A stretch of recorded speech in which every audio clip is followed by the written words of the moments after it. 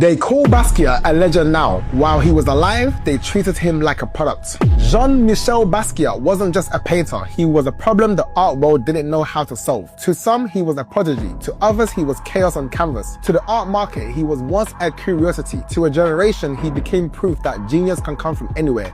Basquiat was born in Brooklyn in 1960 to a Haitian father and a Puerto Rican mother. He grew up speaking 3 languages and reading constantly. After a childhood accident put him in the hospital, his mother gave him a copy of Gray's Anatomy. That book stayed with him, and years later, bones, organs, and fractured bodies would fill his work. From early on, he was absorbing everything: history, music, anatomy, cartoons, racism, power. As a teenager, he didn't wait for permission. He ran away from home, slept on couches and in parks, and started tagging buildings in Lower Manhattan under their name Samo, turning cryptic sentences into street philosophy. He wasn't just painting walls, he was training his eye, sharpening his voice, and building an identity in public. And he worked relentlessly. His work ethic was like no other. Basquiat painted, drew, wrote, and experimented constantly.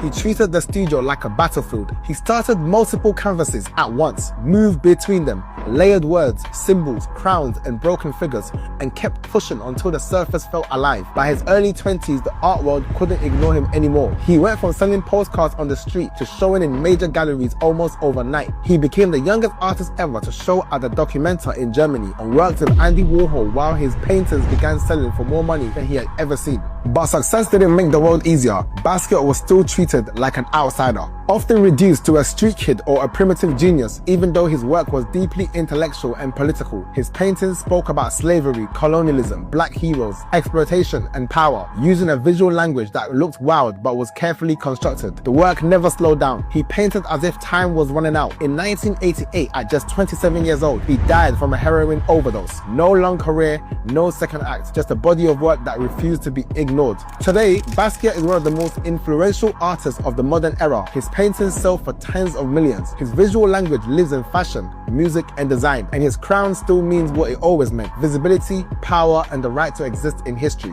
So here's the real question: did Basquiat burn out because fame destroyed him, or because he was racing to say everything before the world could silence him? And as always, would love to know your thoughts in the comments below.